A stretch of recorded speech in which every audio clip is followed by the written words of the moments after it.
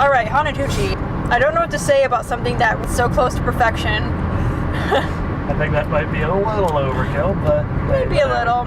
It was really good, though. Oh, it was so fucking good. I'd probably give it a 10 out of 10. Like... 10 out of 10. No?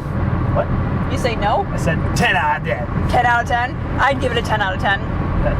Not getting the reference, okay. But they didn't miss any detail. Not one detail was missed. They covered fucking everything. And I don't understand how they could afford to, like, build the place in general, because it just, like any other haunted house, just it pales in comparison to what I just went through. The actors were really good, the costumes, the makeup, the animatronics. Really know about the costumes or makeup. Well, when they were out, when they were walking in the lines and stuff, they were really good. And in there, from what we saw, is good. And there was a lot of strobe lighting, which I generally don't like, but it was all like in really good areas where it probably should have been. And it's really amazing. It was so good. How, when you go into areas, they just had like, if you stop for a second to turn one way, if you stall, there's an actor already at your face, and they grab you, and they don't care really where they grab you, ass, shoulder, neck, face, back, air. You get wet a little bit. A lot of it. There are so many positives, and I'd probably say very few negatives. The VIP passes were worth it, skipping a 3-hour line. Christ, that line looked awful. Yeah. Especially after we went through it and actually only had that tiny line for VIP. Don't like to use VIP passes, but yeah, fuck that. I'm usually against it, but yeah. Fuck waiting in a 3-hour line. I don't think it's 3-hour line good. I would say it's hour and a half. That line good, definitely. It took about 25 minutes to go through, and then the secondary haunted house, Bad Trip, took about 6 minutes to go through. That one's not obviously their main haunt, but that one's really good.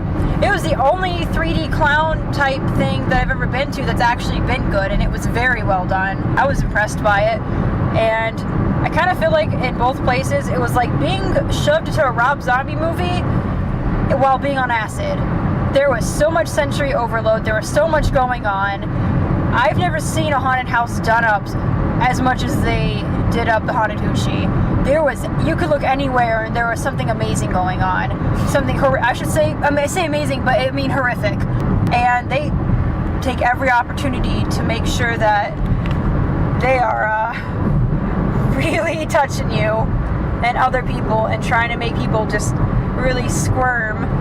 The pyrotechnics were also really cool too, because we walked by one of the airplanes and they made a joke, which was really funny. But you walk on the outside and you see like fingerprints stuff going on, and then you actually walk inside it and there's actors, and it was amazing.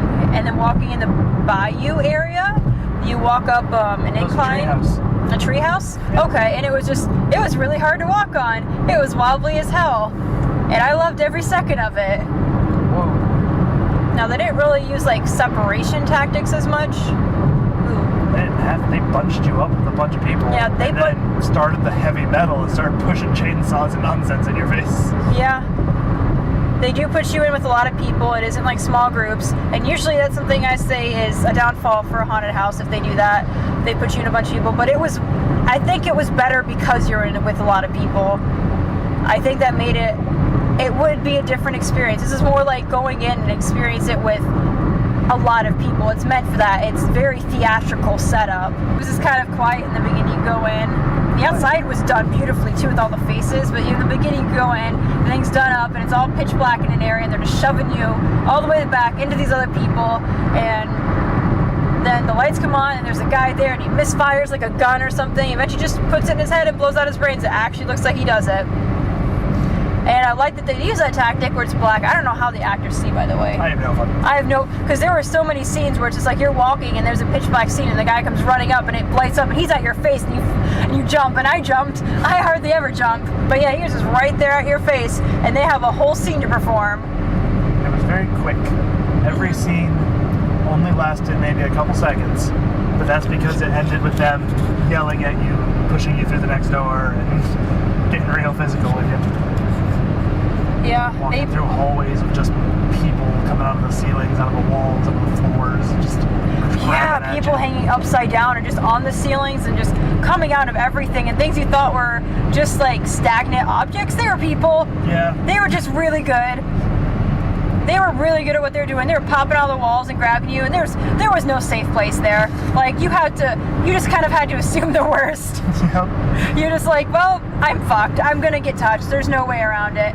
The only thing like you brought up, what you didn't like was the lots of chainsaws. Too many chainsaws. Yeah. A couple chainsaws, good. A lot of chainsaws can be done.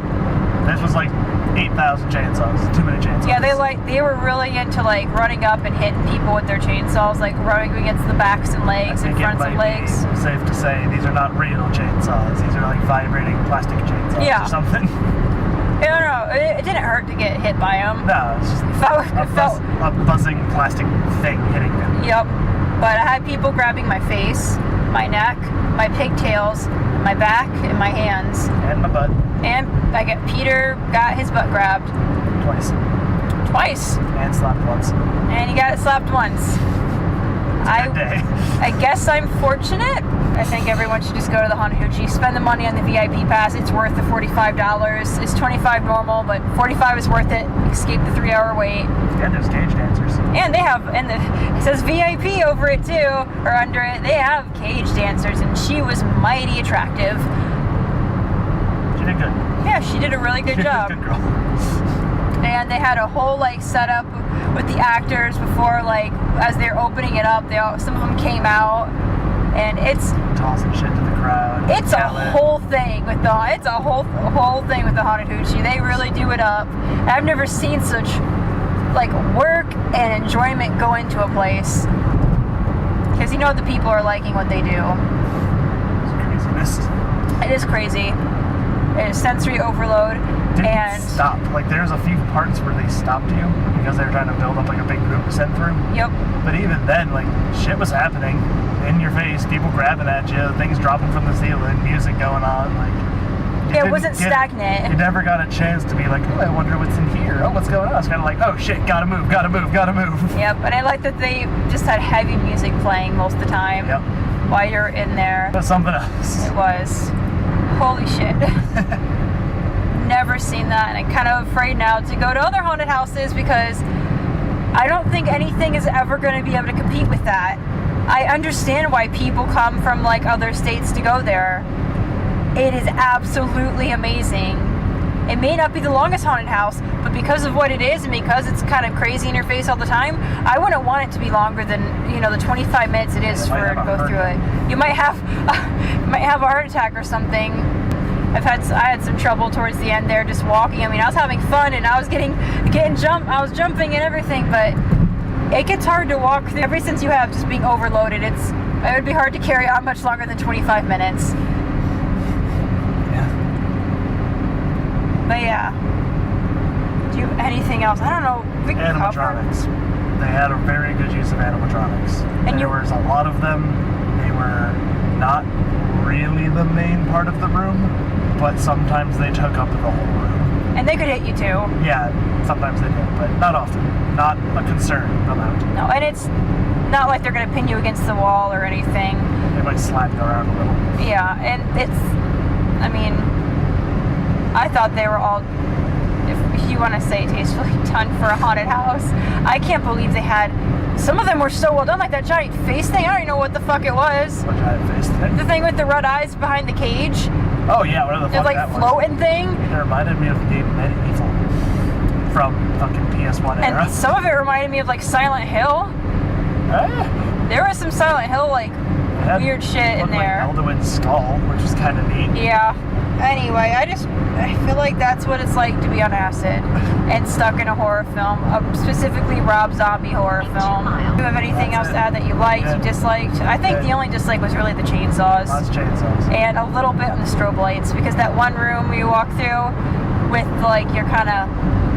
it's real narrow, but the walls, that reminded me of like being in Spooktacular at Jacksonville Zoo. I really liked that. I like that they moved. And that was really cool. And every little scene they had set up between the torture scenes and then the like satanic ritual scene with the pyrotechnics. They had everything very elaborately planned. The actors knew their shit. They knew what they wanted to do, and I don't think you would be able to put them off their act regardless. I just hope everyone goes to check this out.